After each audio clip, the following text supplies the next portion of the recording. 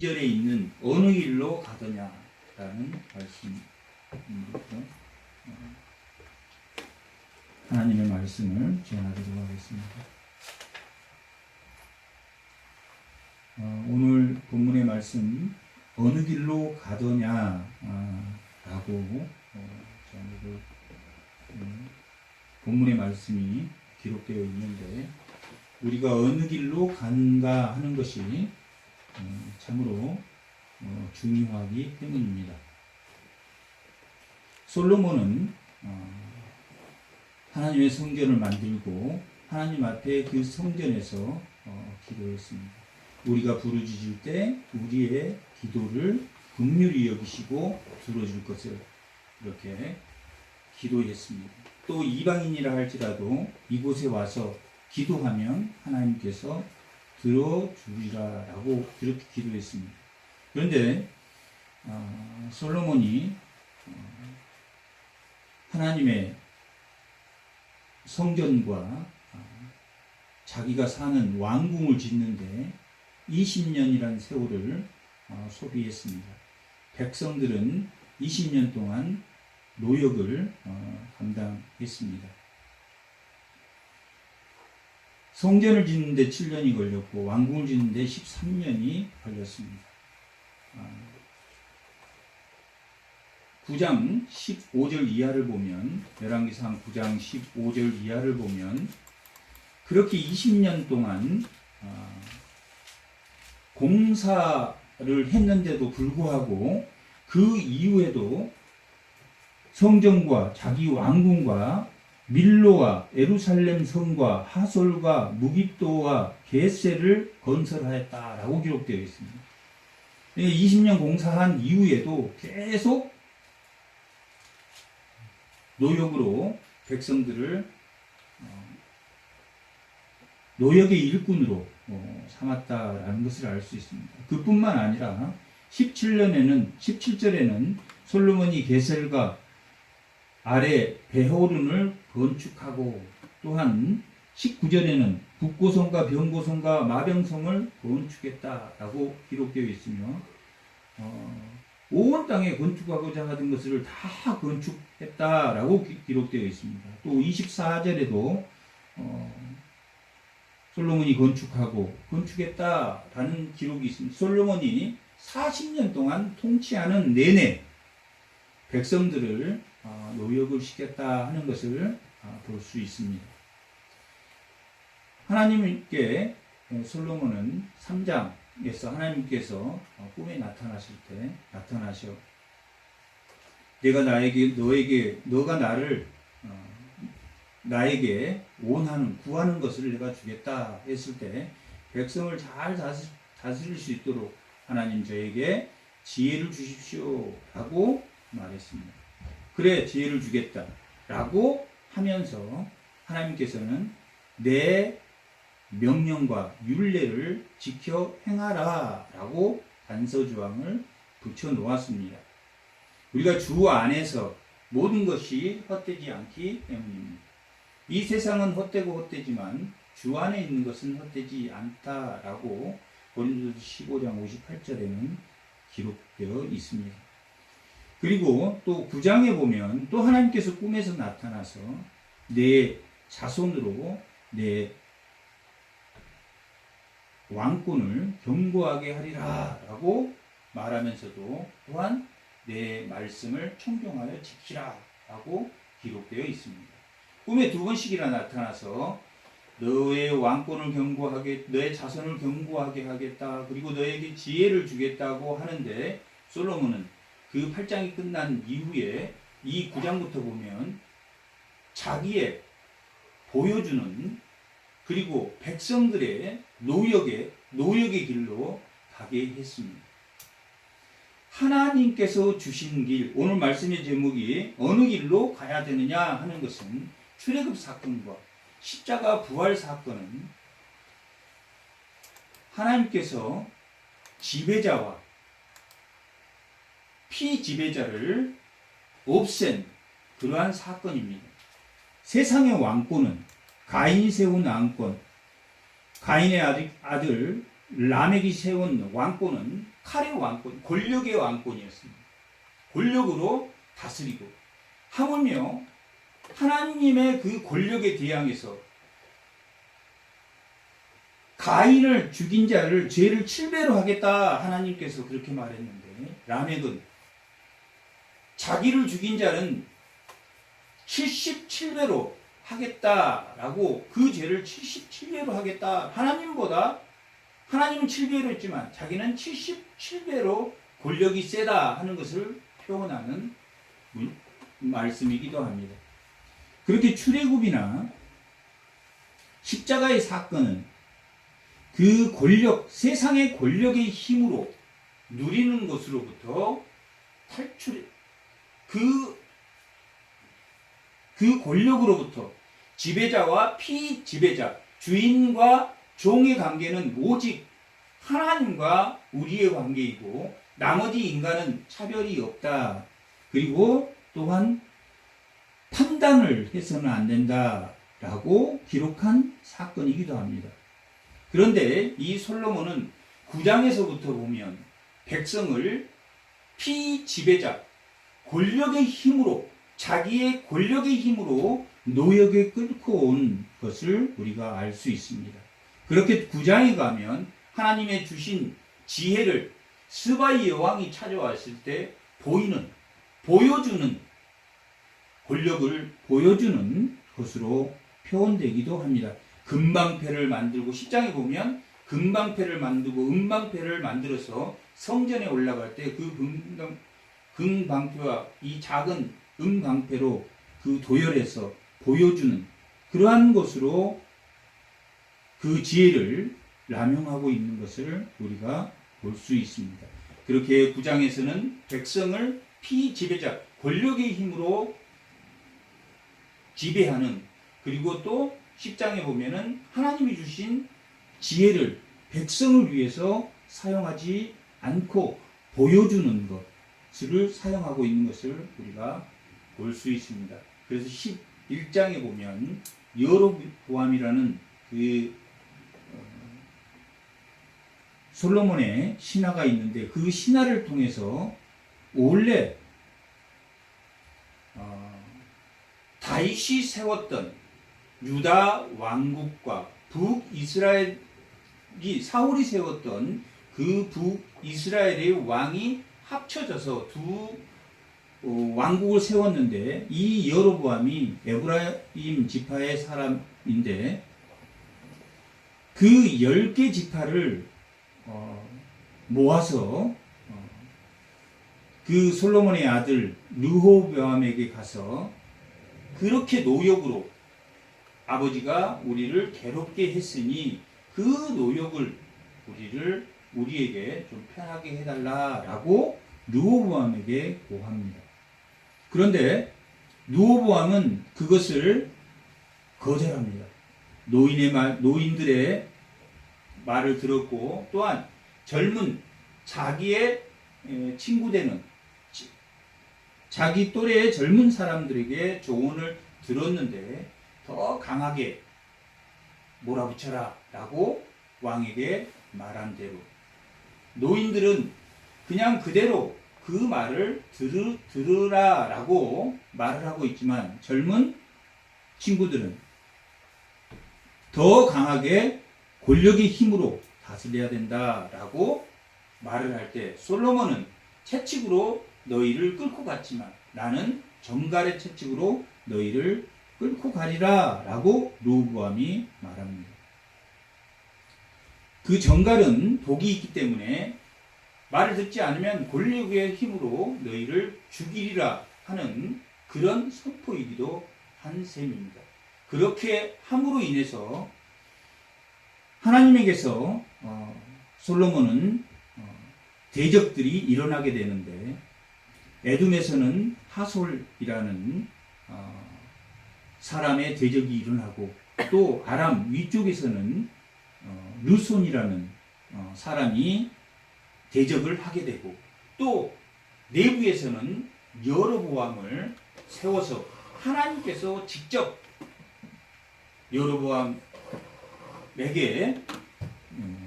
아히야라는 선지자를 보내서 내가 10개 지파를 떼어서 너에게 주겠다라고 선포를 하게 됩니다. 그런데 지금 솔로몬도 잘못했지만 르호보암으로 통해서 르호보암 솔로몬의 아들인 르호보암 왕에게 자기는 잘해보겠다고 노역을 시키지 않겠다고 다른 길로 가겠다고 솔로몬 당신은 스바의 여인으로부터 은과 금을 받고 그 지혜를 통해서 많은 은금을 얻었고 또한 많은 은금을 통해서 마령과 말을 구입했고 또 그 교역을 위해서 많은 아내를 1000명의 첩을 두어서 신명기 17장에서 말하고 있는 왕을 너희들이 언젠가는 왕을 원할 때 왕을 세우되 은금을 많이 두지 말고 마병을 많이 두지 말고 아내를 많이 두지 말라고 했던 모든 것을 솔로몬이 어김으로 인해서 하나님의 대적이 일어났고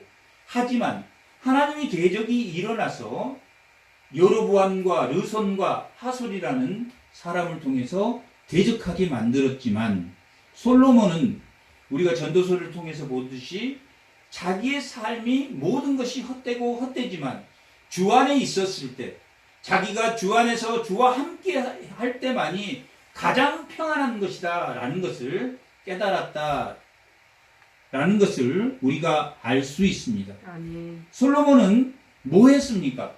우리가 가야 될 길로 잘못 들어서 갔지만 솔로몬은 돌아왔습니다. 아멘. 오늘의 말씀은 여러 번 르호보암 솔로몬의 아들 르호보암에게 가서 나는 정말 하나님의 말씀대로 순종하며 아이야가 말했던 대로 10개 지파를 주어서 왕을 세운다면 나는 너희들에게 노역을 시키지 않을 것이며 하나님이 차별하지 않고 하나님이 판단하지 말라고 한 것처럼 그렇게 세워진 하나님의 왕국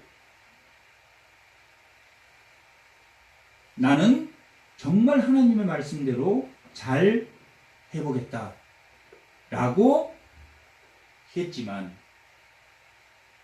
오늘 13장 본문 바로 앞에 솔로몬 이 여로보암이 뭐 했다라고 기록되어 있냐면 12장 오늘 잠깐 본문 앞에 12장을 잠깐 보겠습니다.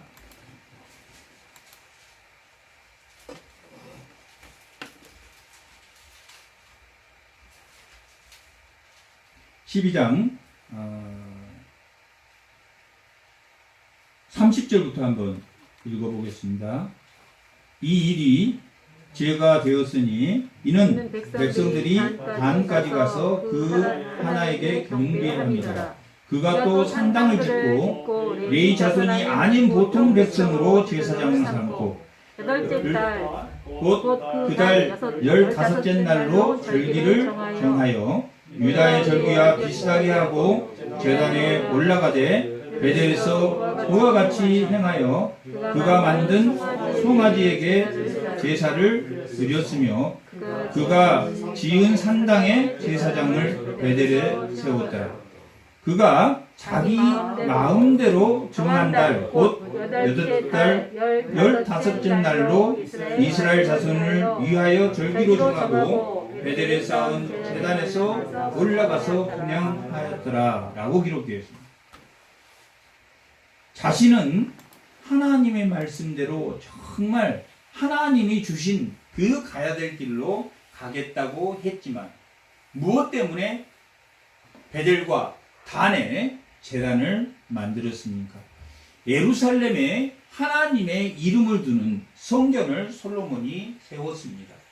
영원히 그 성전에 내 이름을 있게 하겠다라고 하나님이 선포하시기도 하셨습니다. 그리고 이스라엘 백성은 그 예루살렘에서 예배를 드려야 했지만 오늘 본문 앞에 보면 이 금송아지를 단과 베델에 세운 이유는 이 백성들이 다윗의 집 예루살렘에 가서 예배를 드리면 다 그들이 예루살렘 다윗의 집으로 돌아갈 것이다 라는 걱정으로 무슨 걱정을 합니까? 스스로 걱정했다라고 기록되어 있습니다. 13장 12장 26절에 보면 그의 마음에 스스로 이르기를 이라고 기록되어 있습니다. 그리고 33절에도 그가 자기 마음대로 무슨 길로 갔습니까? 스스로의 길을 계획하고 갔다. 솔로몬은 하나님이 주신 그 지혜와 하나님이 그 다윗으로부터 세워준 그 자손에게 경고한 왕위를 세우겠다 하신 그 말씀에 순종하지 않고 은근과 많은 아내와 말과 병거를 세워서 더 부강한 보여주는 국가를 추구했지만 그는 하나님에게로 돌아왔습니다. 하지만 이 여로보암은 자신은 하지 않겠다고 하는 것을 베델과 단에 제단을 세우고 자기 권력의 욕심을 채우기 위해서 그곳 예루살렘으로 가지 못하고 제사장도 레위지파로 세우지 않고 일반 백성으로 제사장을 세웠고 또한 오늘 13장 본문 오늘 우리가 읽었던 그 본문에도 여로보암이 제사를 지냈다라고 기록되어 있습니다. 여로보암이 왕이 되어서 하나님께서 10지파를 떼어서 아이야를 통해서 내가 하나님 말씀에 순종하면 너를 왕으로 삼고 너를 복된 나라로 만들겠다 하나님이 약속했습니다. 솔로몬에게도 3장에서 지혜를 주고 말씀에 청종하면 내가 너를 복되게 하겠다라고 말했고 9장에서도 내 자손을 견고하게 하고 내 왕권을 견고하게 하지만 내 말씀 주 안에 있을 때라고 말한 것처럼 이 여로보암에게도 11장에 보면 내가 10개 지파를 떼어서 내가 만약 말씀에 청종하면 한번 11장 잠깐 찾아보겠습니다. 11장 37절부터 한번 읽어보겠습니다.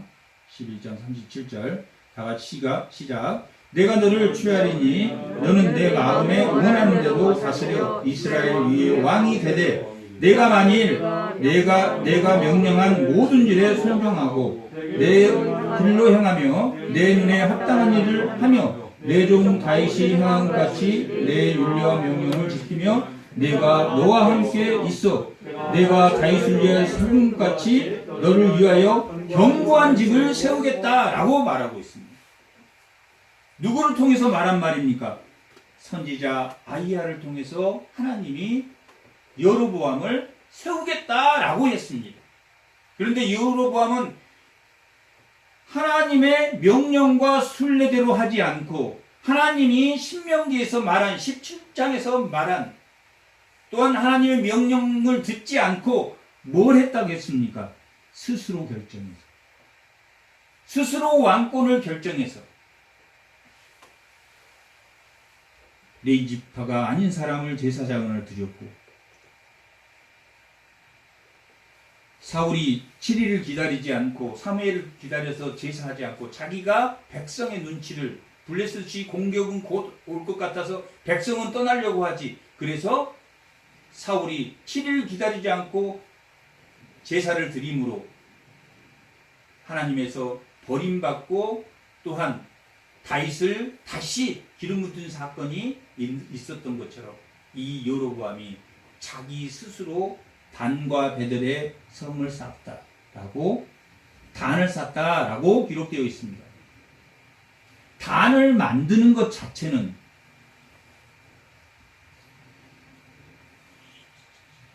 아브라함도 그 갈대아 우리에서 와서 세겜에서 첫 번째 단을 쌓았습니다. 성전이 처음에는 단이었습니다.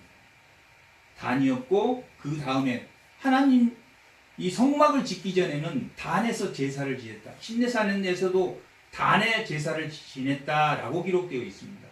단이 하나의 성전의 모양으로 바뀌어가는데 단을 쌓은 후에 하나님께서 성막 짓는 것을 가르쳐 주었고 그 성막이 성전이 되었고 평화의 시대가 왔고 영원히 하나님께서 거할 수 있는 예루살렘 도성에서 평화의 도성에서 하나님 나라의 도성에서 하나님이 거주하겠다라고 생각해서 인간이 만들었지만 하나님은 그 성전에만 계시는 게 아니라 늘 우리와 함께 하셨음을 보여주었습니다.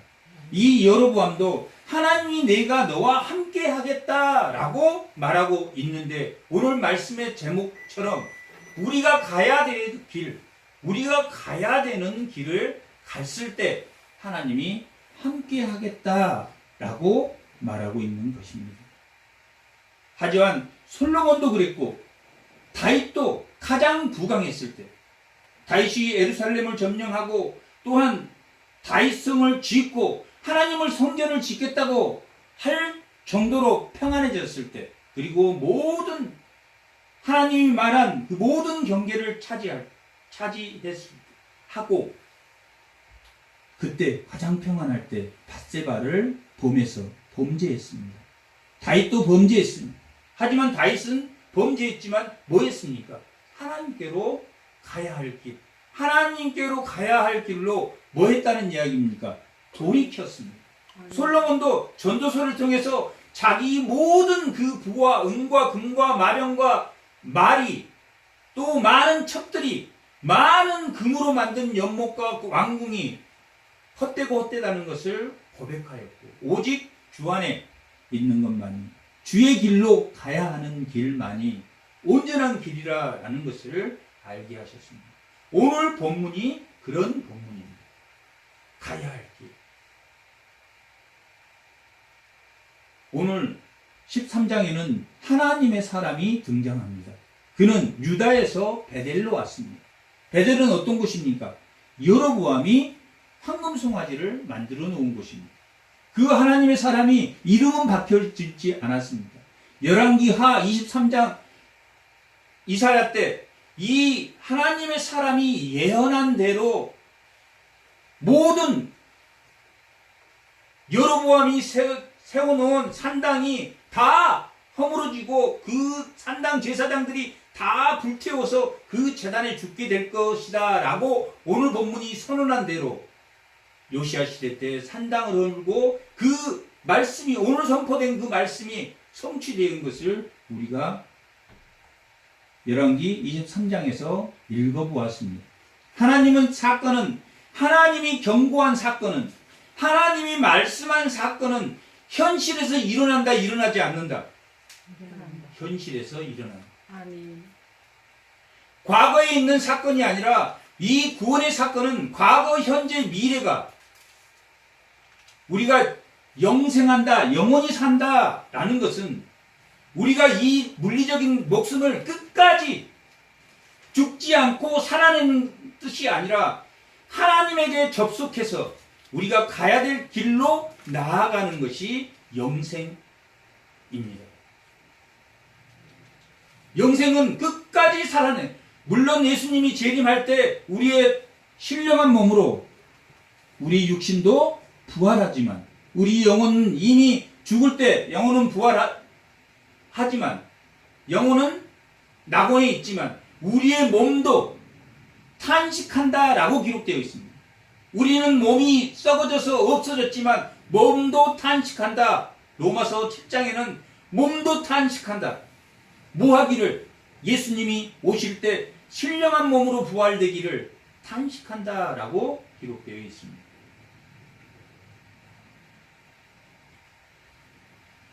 우리가 가야 할 길, 하나님이 주신 길로 가야 함을 보여주는 사건입니다. 이 하나님의 사람, 여기서 이름은 밝혀지지 않습니다. 열왕기 하에서도 하나님의 사람이라고 표현되어집니다. 하나님의 사람이 유다에서 베델로 왔는데 뭘 보냐면 여로보암이 베델에서 제사 지내는 것을 봅니다.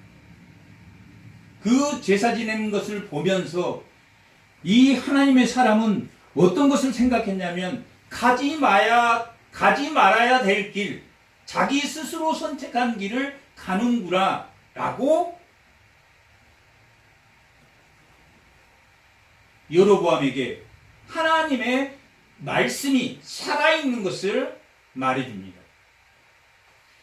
하나님의 말씀이 살아있고 내가 왕이 된 것도 아이야를 통해서 하나님의 말씀이 살아있으므로 너가 왕이 되었고, 또한 징조를 통해서 이 말씀이 현실이 되는 것을 보여주는 사건입니다. 우리가 왜 가지 말아야 될 길, 가야 될 길이 정해져 있냐면, 가야 될 길로 가지 않을 때는 멸망의 길이기 때문이다.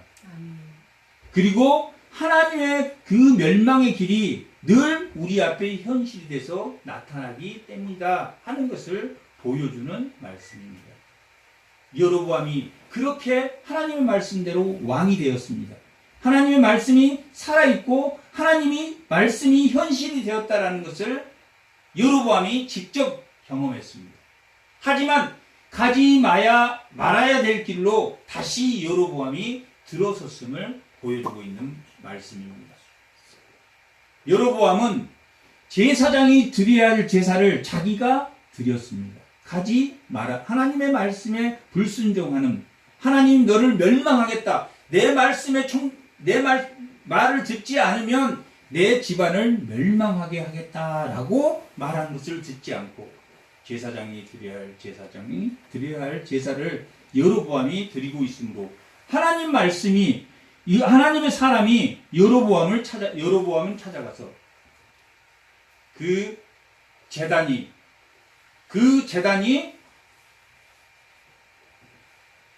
쪼개질 것이며 그 제단에 있는 재가 땅에 쏟아질 것이다 라고 기록하고 있습니다. 모세오경에 레위기에는 하나님의 제단에 드렸던 그 재는 불결하기 때문에 그 짐승은 죄를 대속해서 태운 화재이기 때문에 그 재는 어디에 버려야 되냐면 영문 밖에 버리라 라고 기록되어 있습니다. 그 재가 그 제단 바닥에 쏟아졌다라는 것은 뭘 나타내는 것입니까? 죄가 쏟아졌다라는 하나의 저주를 의미하는 말씀이기도 합니다. 내가 하나님의 말씀이 살아있고 내가 하나님의 말씀이 살아있어서 내가 왕이 되었고 하나님 말씀대로 내가 순종하면 다윗의 집처럼 너도 견고하게 그 견고한 왕으로 만들어주겠다. 견고한 내 자손으로 왕을 만들어주겠다라고 했지만 이 여로보암은 돌아오지 않았습니다. 솔로몬은 돌아왔지만 여로보암은 돌아오지 않았습니다. 그것이 다른 겁니다. 무슨 길로 갔습니까? 다른 길로 갔습니다. 이 하나님의 사람이 제단이 쏟아질 것이다 라고 했는데 그 제단이 쪼개져서 쏟아졌습니다. 하나님의 말씀이 뭐가 되었습니까? 자기가 왕이 10지파로 왕이 되게 해준다고 하고 자기가 왕이 된 것처럼 하나님의 제단이 쏟아졌습니다. 하나님의 말씀이 현실이 되는 것을 보았습니다. 하나님의 말씀이 살아있다는 것을 보았습니다. 그러면 즉각적으로 뭐 해야 되겠습니까? 하나님에게로 돌아가. 자기가 가야 될 길이 어디라는 것을 알았어야 되는데 그 순간에 여로보암은 저놈 잡아라. 하나님의 사람을 향해서 손을 펴서 저놈 잡아라 라고 외쳤습니다. 그러자 그 손이 말라버렸다라고 오는 말씀은 기록되어 있습니다. 그 말라버린 손을 하나님의 사람에게 청하여 이 손이 다시 원상태로 회복되게 해달라 라고 말할 때 뭐라고 말하냐면 6절에 보면 왕이 하나님의 사람에게 말하여 이르되 청하건대 너는 나를 위하여 내 하나님 여호와께 누구 하나님입니까? 내 하나님 여호와께. 원래는 누구의 하나님이었습니까? 아이에게서 하나님의 말씀을 전해 들었을 때는 내가 너를 견고하게 하는 여로보암의 하나님이었습니다. 그래서 하나님은 이스라엘 백성을 왕으로 삼으셨습니다. 그런데 자기 하나님이 자기 스스로의 세상의 권력, 세속적인 권력에 의지해 있기 때문에 자기의 하나님이 없습니다. 내 하나님, 하나님의 사람, 하나님이 말한 말씀대로 그 재단이 갈라졌고 땅이 쏟아짐으로 인해서 내 하나님에게 말해서 이 손을 낫게 해달라라고 부탁하는 내용입니다. 그런데 즉각적으로 하나님이 그 손을 뭐 했습니까? 고쳐주었습니다. 두 번씩이나 지금 하나님의 말이 선포되고 고쳐지는 것을 보았습니다. 첫 번째는 뭐였습니까? 그 제단이 쪼개질 것이며 그 더러운 죄가 땅에 쏟아질 것이다. 제단 그 땅에 쏟아질 것이라고 했던 것이 눈앞에서 일어났습니다. 말씀이 살아있는 것을 보았습니다. 우리가 나아갈 길이 무엇이라는 것을 알게 하는 말씀입니다. 또한 그 손이 저놈 잡으라 했을 때 그 손이 말라버린 손을 하나님이 즉각적으로 고쳐주셨습니다. 하나님이 즉각적으로 고쳐주었다라는 것은 무슨 기회를 준 겁니까? 하나님에게 돌아올 기회를 하나님이 늘 우리에게 주심을 깨닫습니다. 어떤 사람은 돌아왔지만 어떤 사람은 끝까지 스스로의 권력으로 스스로의 힘으로 일어나려고 하는, 하나님에게 의존하지 않고 스스로의 길로 의존하려고 하는, 그것이 세상의 권력의 속성입니다. 세상의 권력의 속성은 감사가 없습니다. 은혜가 없습니다. 이 세상에 나 아닌 타인을 뭘로 생각하냐면 경쟁의 대상으로 몰고 갑니다. 그리고 다른 사람에게 경쟁의 대상임을 인식시켜주는 것이 사단이 하는 일입니다. 이 세상의 권력이 자기 스스로 하겠다고 하는 사람들의 형태는 타인을, 이웃을 경쟁의 대상으로 삼고 또한 경쟁의 대상으로 인식하도록 가르치는 것이 타인, 스스로 일어나려고 하는 사람의 특징입니다. 여로보암도 마찬가지였습니다. 하나님에게 의존된 삶, 우리가 구원받는 자, 믿음이 있는 자라고 말하는 그 믿음이 있고 구원받는 자들은 하나님에게 접속되어서 사는 것, 우리 인생을 끝까지 영원히 살아내는 것을 영생이라고 하지 않고 하나님에게 접속해서 살아가는 삶, 무슨 삶이냐면 우리가 죄를 짓고 우리가 잘못했다 하더라도 하나님에게 돌이켜서 하나님에게로 나아가는 그 길, 하나님에게 감사하며 하나님에게 의존하는 삶을 우리가 구원받는 자, 우리가 가야 할 길을 가는 자라고 말하고 있습니다. 구원받는 자는 하나님에게 의존해서 뭐 하는 사람입니다. 감사하는 사람. 타인을 도움의 대상으로 생각하고 타인을 도움의 대상으로 인식하도록 만들어주는 삶입니다. 그것이 뭐 받았다는 이야기입니까? 예수를 믿는, 저 사람은 예수를 믿는 사람입니다.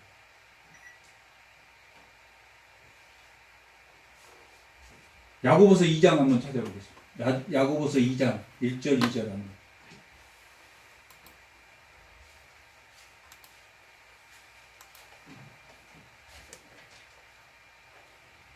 네, 형제들아. 2절부터 한번 읽어보겠습니다.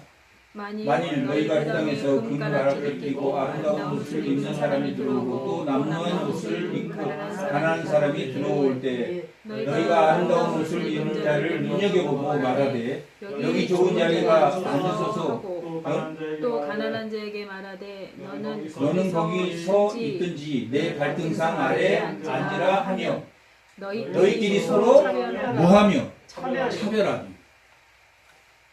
십자가 사건과 출애굽 사건은 차별을 없애는 사건입니다. 아멘. 내 이웃을 돕는 사람이라고 여기라고 말하고 있습니다. 아멘. 판단하지 말라라고 기록되어 있는데 고린도전서 4장 한번 보겠습니다. 고린도전서 4장.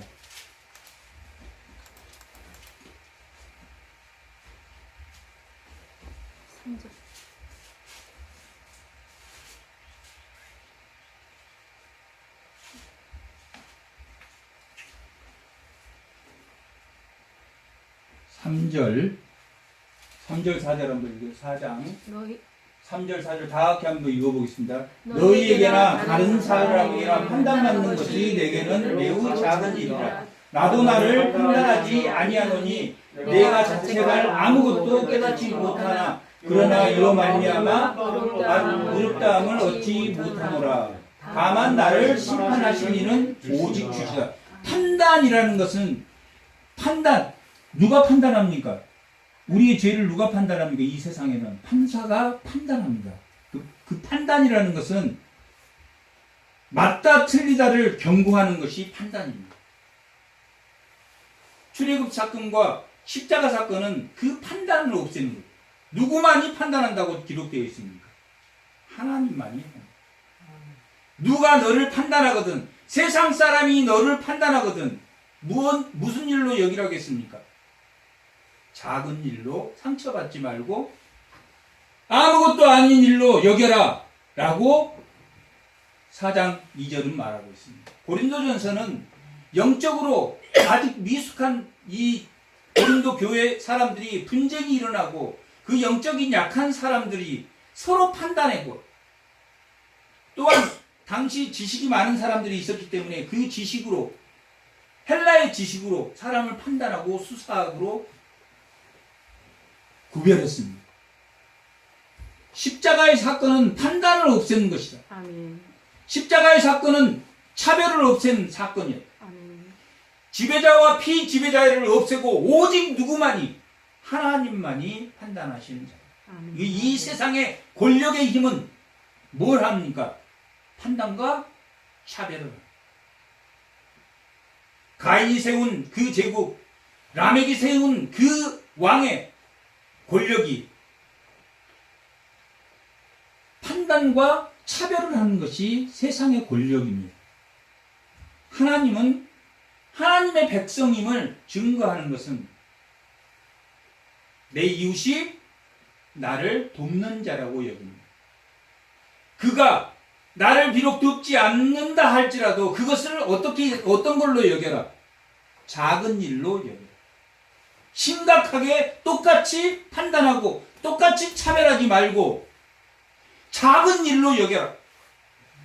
어차피 이 세상은 판단하고 차별하니 그 권력이 세상의 권력 가진 자가 너를 차별하고 세상의 부한 자가 너를 차별하더라도 뭘로 여겨라?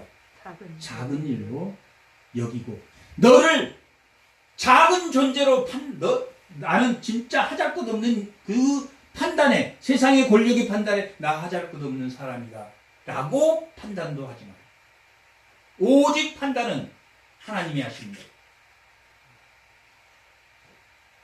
오직 내가 예수를 믿는 사람, 예수님을 믿는 그 가는 길로 가는 사람은 내가 아픔에도 내가 밥을 먹을 수 있는 것에 감사하라. 내가 고통 속에 있으므로 어떤 사람이 얼마 전에 TV에서 이렇게 나와서 이야기한 걸 잠깐 봤는데 전신마비가 갑자기 멀쩡한 사람이 전신마비가 젓가락질도 못해. 지하 훈련을 어떻게 해서 어떻게 포크를 잡아서 포크로 이렇게 밥을 먹어요. 그러니까 포크 예전에는 다 했었는데 포크 잡는 것이 너무나 감사해요. 그리고 젓가락질을 하게 지금은 온전하게 움직이게 되었는데 그랬을 때 얼마나 감사한 거죠. 자기를 판단하지 마라. 그 작은 일로 자기를 판단하지 마라 라고 기록되어 있습니다. 고린도 교회의 문제가 그거였습니다. 분당하고 판단하고 영적으로 어린아이와 같은 그 신앙을 가진 사람들이 뭐가 있다고? 돈이 있다고, 뭐가 있다고? 권력이 있다고, 뭐가 있다고? 지식이 있다고. 뭐한 사람을 하나님을 감사하는 사람들을 가르치려고 해요. 나는 무슨 파다, 나는 무슨 파다 라고 나눠서 예수를 믿는 사람이 판단하지. 예수를 믿는 사람, 목사가 됐던 성도가 됐던 집사가 됐던 판단합니까? 안 합니까? 판단합니다. 그럴 때 뭐 해야 됩니까? 돌이켜 회개하고. 남이 상처를 줄 때 그 상처가 작은 일로 여기라. 세상의 권력이 사단이 주는 그 권력의 마음의 상처를 받지 마라. 사단이 하는 일은 뭘 끊어버리는 일입니까? 감사를 끊어버리는 일. 하나님을 믿는 사람은 감사합니다. 병이 나와서 감사하고, 걸을 수 있어서 감사하고, 감사한 것을 내가 적어봤는데, 내가 욕하지 않는 것에 감사하고, 내가 더러운 삶, 이 더럽고 추악한 삶을 살았던 것을 내가 돌이켜서 하나님 품에 간 거에 뭐하고? 감사하고, 하나님에게 접속되어 있으면 뭐한 자입니까? 구원받는 자. 감사하면 구원받는 자입니다. 내가 구원을 받았는지 안 받았는지 감사를 잃어버리면 뭐 해야 됩니까? 돌이켜야 됩니다. 여로보암이 돌이키지 않았습니다. 열왕기상 잠깐 보겠습니다. 33절, 34절 한번 읽어보겠습니다.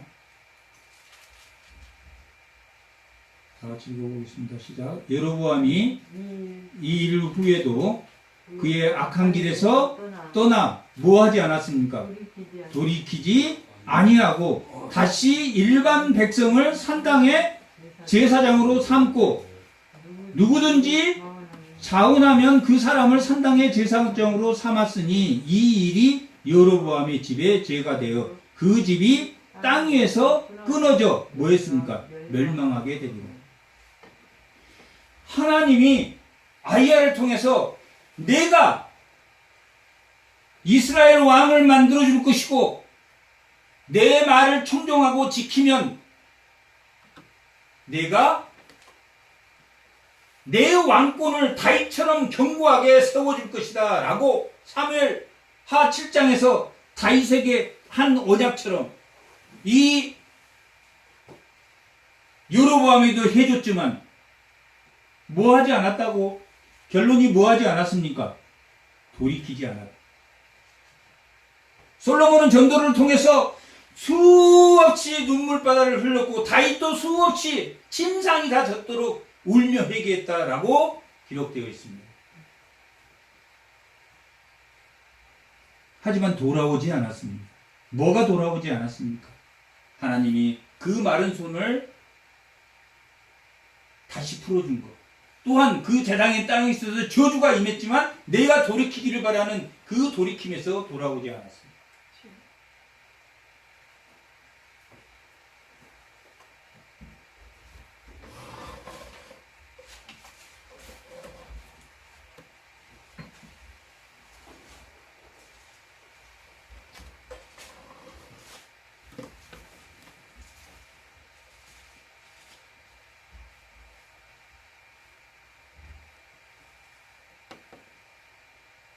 13장 7절. 왕이 하나님의 사람에게 이르되 나와 함께 집에 가서 쉬라. 내가 내게 예물을 주리라. 왕이 그 손이 마르게 되었는데 그것을 고쳐주자. 야, 우리 집 가서 밥을 먹고 너하고 나하고 뭐가 되자? 식구가 되자. 한솥밥을 먹는 식구가 되자. 뭐 하면 식구가 될 수 있습니까? 하나님에게로 돌아오면 식구가 될 수 있습니다. 그런데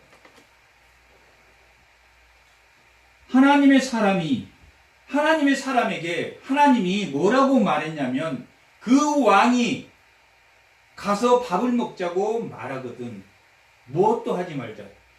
먹지도 말고 가지도 말라고 하나님이 미리 말을 해 주었습니다. 그러면 그 말을 들어야 됩니까? 안 들어야 됩니까? 그 말을 들어야 됩니다. 하나님의 사람이 들어야 됩니다.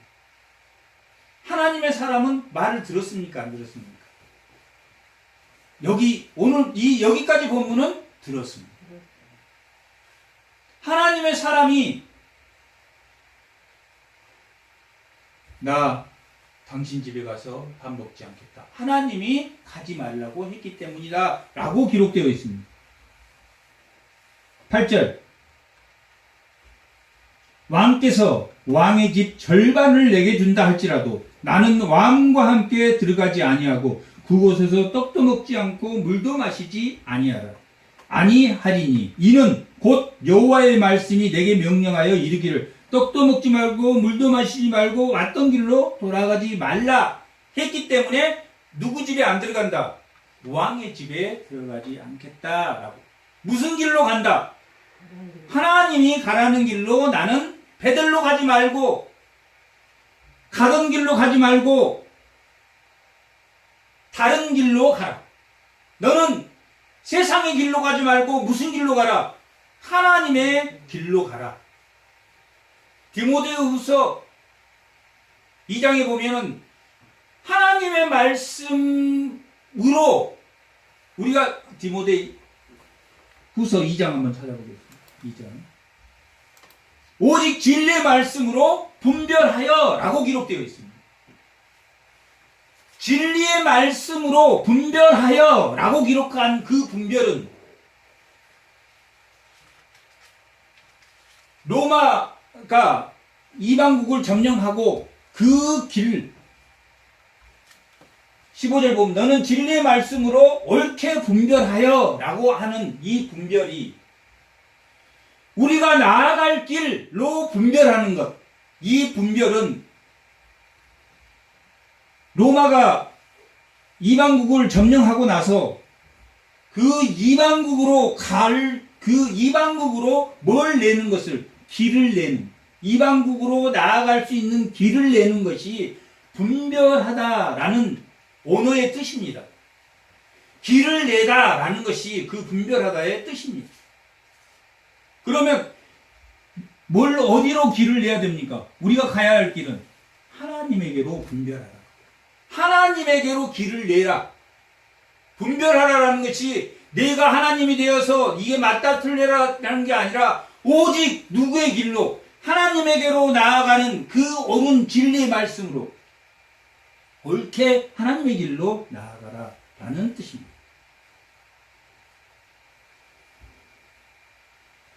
그러므로 하나님의 말씀에 순종했습니다. 하나님의 말씀을 지켰습니다. 그리고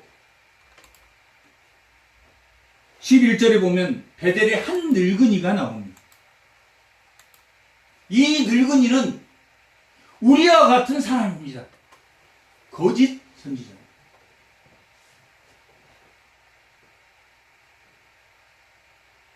우리는 예수를 믿는다고 하면서 수없이 죄를 집니다. 하지만 다시 하나님에게로 붙들고 내 나아갈 길이 하나님의 길이다. 그 길로 나아가는 것이 맞다라고 생각하기 때문에 사도 바울이 고린도전서 9장에서 날마다 나는 나를 쳐서 복종시켰다라고 기록되어 있으며 고린도전서 15장에서는 나는 날마다 죽노라. 그리고 고린도후서 4장에서는 내 생명이 죽어야 예수 생명이 나로부터 나타난다라고 기록되어 있습니다. 내가 죽어야 예수의 생명이 나를 통해서 나타납니다. 이 늙은 선지자는 회개도 하지 않는 선지자였습니다. 그냥 먹고 살고 그냥 무늬만 늙은 선지자.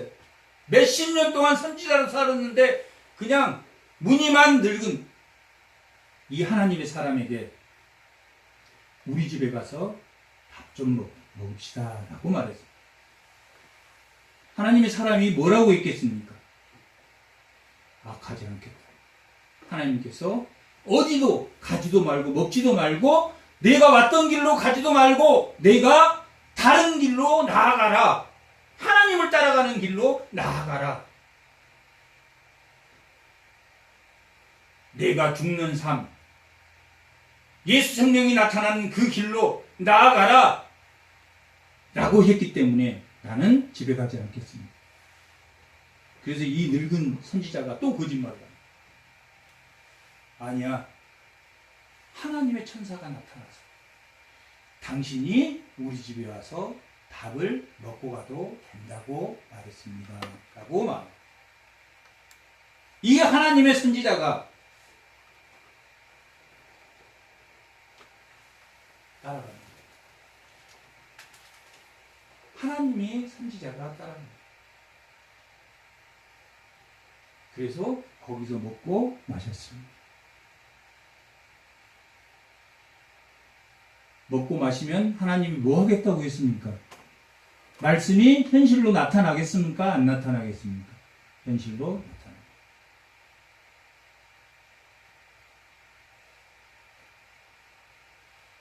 길 밖에 나가자 사자에게 물려 죽었습니다. 나귀를 타고 갔는데 나귀도 찢지 않고 그 선지자, 하나님의 사람 선지자만 찢어 죽였습니다. 그리고 사자가 도망가지도 않고 그 시체 곁을 지키고 있었습니다. 늙은 선지자가 나가보았습니다. 늙은 선지자가 나가보니까 사람은 죽어 있는데 나귀도 멀쩡하고 사자도 도망가지 않고 그 옆에 있더라 라고 말씀은 기록하고 있습니다. 그 시체를 거두어서 어디에 두었냐면 자기 묘실에 두었다라고 성경은 기록합니다. 자기가 죽으면 장사할 자기 묘실에 이 하나님의 선지자를 그 묘실에 넣어두었습니다. 그 이야기가 열왕기하 23장 요시야 왕이 그 묘실을 발견했는데 그 묘실은 뭐 하라고 했습니까? 그대로 두라. 왜 이 늙은 선지자가 자기 묘실에 그 선지자를 두었겠습니까? 하나님의 말씀이 내가 다른 집에 가서 먹으면 죽는지 안 죽는지를 이 늙은 선지자는 확인해 보았습니다.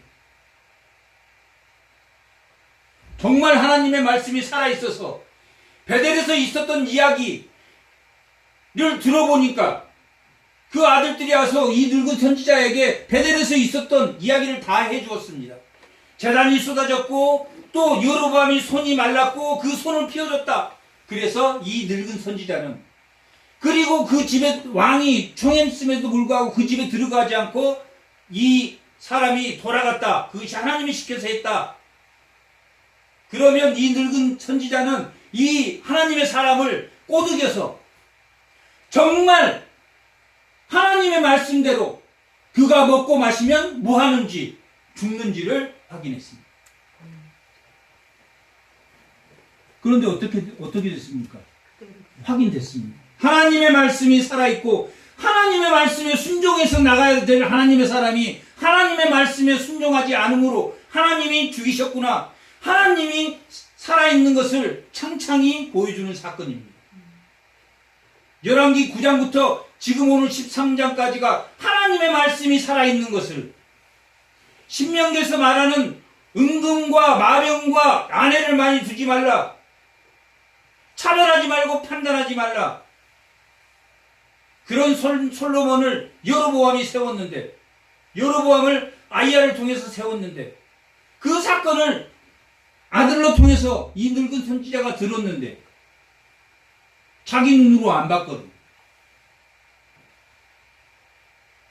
이 하나님의 선지자가 정말 죽나 보자. 정말 죽나 보자. 죽어버렸어요. 하나님의 말씀이 살아있구나. 내가 면할 길은 내가 오늘 말씀이 내가 어디로 가야 되는지 내가 면할 길은 이 하나님의 말씀을 지켰던 이 선지자의 뒤를 따라가야 되겠구나. 그래서 하나님의 사람을 자기 묘실에 두고 자기 아들들에게 뭐라고 부탁했냐면 내가 죽거든 나를 그 묘실에 두라.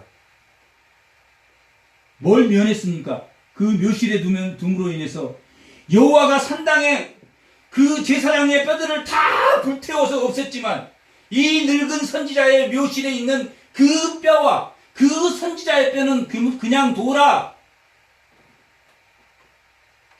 라고 한 것처럼 이 늙은 선지자는 뭘로 돌아왔습니까? 하나님의 길로 돌아왔습니다. 다윗이 범죄하여 하나님의 길로 다시 돌아온 것처럼 솔로몬이 범죄하여 하나님의 길로 돌아온 것처럼 여러보암은 돌아오지 못했지만 이 늙은 선지자는 하나님의 말씀이 살아있는 것을 보고도 여로보암은 돌아오지 않았지만 이 늙은 선지자는 돌아온 것을 말하는 내용입니다. 하나님의 말씀이 살아있고 세상의 판단은 가벼운 것이니 내가 두려워하지 말고 하나님의 길로 나아가고 하나님의 말씀에 순종하는 그 삶으로 다 나아감으로 우리의 가정이 또한 내 삶이 하나님이 주신 그 생명의 끝을 잡고 감사하며 사는 것이 구원받는 자의 삶이고 구원받는 자가 나아갈 길입니다. 이 늙은 선지자가 내용은 돌아왔다라는 말은 없습니다. 다만 하나님의 사람을 자기 묘실에 두었고 그 나중에 요시아가 그 늙은이의 뼈와 이 선지자의 뼈를 그대로 두었다. 불에 태우지 않고 두었다라는 것을 보아서 이 늙은 선지자는 하나님에게로 돌이켜서 하나님의 사람은 그러면 하나님의 사람은 죽을 줄 알면서 왜 따라갔겠습니까? 이 나귀를 타고 갑니다. 이 하나님의 사람은 예수 그리스도를 예표하기도 하는데 예수님이 우리의 죄를 대속해서 십자가의 길로 나아가듯이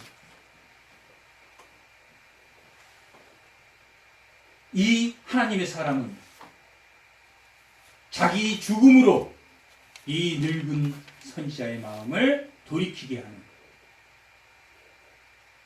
예수 그리스도의 십자가로 우리의 심판을 막으신 것처럼 이 늙은 선지자의 심판을 자기가 죽음으로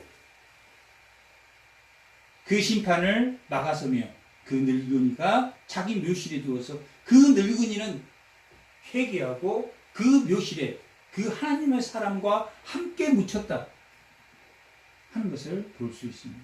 우리가 이 세상의 판단과 이 세상의 차별로부터 우리가 그 권력의 힘으로부터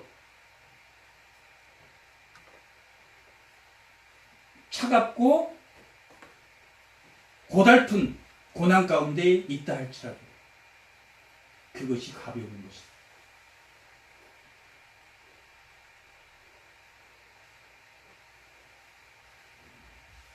하나님의 말씀이 살아있음을 깨닫고 어떠한 삶의 어려움 가운데서도 하나님이 주신 그 길로 다 나아가시는 그런 은혜가 충만하시기를 축복합니다. 아멘. 잠깐 기도하겠습니다.